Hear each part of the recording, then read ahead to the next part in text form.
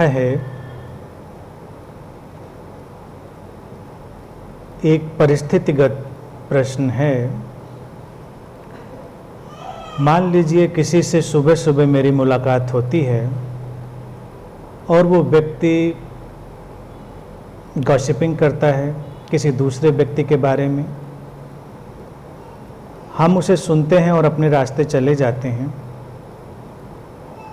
और अगली बार वो फिर मिलता है तो हमारी स्मृति से मुझे ये पता चलता है कि ये व्यक्ति फिर से गॉसिपिंग करेगा, और उसी ढंग से हमारा रिस्पॉन्स होता है। मान लीजिए हम उससे मिलते हैं और वो फिर से गॉसिपिंग करता है, हम अलग होने की कोशिश भी करते हैं, लेकिन क्या ये रिपीट होता हुआ बिहेवियर हमें प्रभावित नहीं करेगा? देखिए, जीवन में क्या प्रभावित करता है और क्या नहीं प्रभावित करता है, ये सब व्यक्ति के अपने ऊपर निर्भर करता है। जीवन में तो तमामों परिस्थितियां हैं। अगर तुम उन परिस्थितियों को अपने को प्रभावित करने की इजाज़त दोगे तो तुम्हें सब कुछ प्रभावित करेगा, और अगर तुम उनसे अपने को अलग करने की कला सीख लेते हो, अपने अंदर एक निश्चित किस्म का संकल्प पैदा कर लेते हो, तो फिर कुछ भी प्रभावित नहीं करता। लोग ऐसे हैं कि वो कुछ न कुछ कह रहे हैं, वो कोई न कोई प्रतिक्रिया कर रहे हैं, उनके अंदर अपनी ही एक दुनिया चलती। अब ये तो तुम्हारे ऊपर निर्भर करता है कि तुम उनकी दुनिया से क्या ताल्लुक रखना चाहते हो, क्या नहीं रखना चाहते हो। संसार में बहुत सारी चीज़ों से कट ऑफ होना प्रैक्टिकली पॉसिबल नहीं है। तो जो चीज़ पॉसिबल है वो है अपना एटीट्यूड बदल देना। आध्यात्मिक रूपांतरण जीवन की परिस्थितियों का बदल जाना नहीं है, परिस्थितियों के प्रति तुम्हारा रिस्पॉन्स क्या है उसका बदल जाना। गॉसिपिंग की जो तुमने बात करी है, देखा जाए ये एक बहुत ही व्यर्थ सी चीज़ है। हालांकि लोग ज़्यादातर अपना वक्त इसी में निकालते हैं। पार्टीज इसीलिए करी जाती हैं, लोगों का मिलना बैठना इसीलिए होता है। गॉसिपिंग में बड़ा रस है, और गॉसिपिंग में भी निंदा में बहुत रस है। यानी गॉसिपिंग में निंदा ना हो तो गॉसिपिंग होती भी कहाँ है। गॉसिपिंग हम कहते ही उसको हैं जिसमें थोड़ा निंदा का फ्लेवर डाला जाए, निंदा का तड़का। अच्छी अच्छी बातों को गॉसिपिंग तो नहीं कहते हैं। कोई मिला और बड़ी अच्छी बातें करी, किसी की तारीफ करी। मिलने पर किसी की निंदा ही करी जाए। और अगर कहीं तुम प्रयोग करके देख सकते हो, 4-6 लोग बैठे हो, चुप्पी छाई हो, बड़ा सन्नाटा छाया हो, तुम बस एक किसी की निंदा क्वाइन करो, देखिए एकदम हलचल हो जाती है, एक लहर दौड़ जाती है, सबकी एड्रेनलिन हाई हो जाती है और लोग पार्टिसिपेट करने लगते हैं, कान खड़े हो जाते हैं, जानते हुए, इस तथ्य को जानते हुए कि सारी बातें निराधार हो सकती हैं, सारी बातें बेसलेस हो सकती हैं, लेकिन लोग करते हैं, रस है। ये तो चला आ रहा है लंबे वक्त से, जब से मनुष्य का मैं समझता हूँ कम्युनिकेशन शुरू हुआ होगा तब से ही, और ये चलता रहेगा। इससे तुम्हें क्या करना? अगर तुम्हारे परिदृश्य के जो सिनेरियो है उसके हिसाब से ही मैं उत्तर दूं तो ठीक है, तुमको कोई व्यक्ति मिला, उसने गॉसिपिंग की, तो अब ये निर्भर करता है कि तुम उसमें कितना रस लेते हो या तुम डिटैच होकर सुनते हो। अगर उसको ये लग जाए कि तुम डिटैच हो तो ज़्यादा देर उसका ये सब चलने वाला नहीं।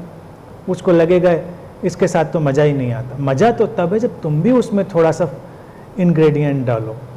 अगर तुम कोई इंग्रेडिएंट नहीं डालोगे तो बात खाली हो जाती। मैं यूनिवर्सिटी में था तो मेरे जो मित्र हुआ करते थे अक्सर कहते थे कि भाई आप बहुत बोर आदमी हैं, आपसे कोई बात करने का मज़ा नहीं आता। ना आप लड़ाई लड़ते हैं, ना बहस करते हैं, ना कोई निंदा पुराण, यानी कोई सुना रहा है, मैं डिटैच होकर सुन ले रहा हूँ, तो मज़ा नहीं आता था उसमें लोगों को। मैं रोकता नहीं था कि तुम बात मत करो, करो तुम बेशक, मैं सुन लेता था, बात चली जाती थी। तो अगर तुम ऐसे हो जाओ जैसे कोई दीवारों से बात कर रहा है, तो उसका इंटरेस्ट जाता रहेगा। तुम अवेयर हो, कॉन्शियस हो, थोड़ा अलाइव हो, और दूसरे व्यक्ति की थोड़ी शुभ चिंता रखो, कंपैशनेट बनो।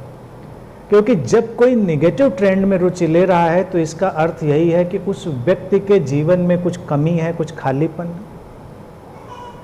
तो तुम प्यार से देखो, उसका हालचाल पूछो, और कुछ अच्छी बातें उसके साथ रखो, शेयर करो। और फिर ये जो कंटिन्यूटी है गॉसिपिंग की, कंटिन्यूटी ऑफ गॉसिपिंग, ये ब्रेक हो जाएगी, टूट जाएगी, ज़्यादा देर नहीं चलेगी। भागो नहीं। अगर सिचुएशन से भागोगे तो तुम उसी का हिस्सा बने रहोगे। अपना एटीट्यूड बदल दो, उस व्यक्ति के प्रति एक अलग दृष्टिकोण रखो, करुणापूर्ण, कंपैशनेट एटीट्यूड। सिनेरियो बदलेगा। कुछ दिन तक वो सिलसिला चलेगा जैसा पहले चलता आ रहा है, फिर सिलसिला भी बदलेगा। और हर चीज़ इस जिंदगी में बदलती है तुम्हारे अपने भीतर से, बाहर से कुछ नहीं बदलता। बदलता है बाहर से, लेकिन बाहर से बदलने की जो इच्छा है, जो डिजायर है, वो यूजलेस है। एक आध्यात्मिक व्यक्ति, एक स्पिरिचुअल व्यक्ति बाहर की चिंता नहीं करता, वो अपने भीतर की चिंता करता है और अपने रिस्पॉन्सेस, अपनी प्रतिक्रियाओं पर ध्यान देता है कि हम क्या रिस्पॉन्स कर रहे हैं, क्या प्रतिक्रियाएं कर रहे हैं।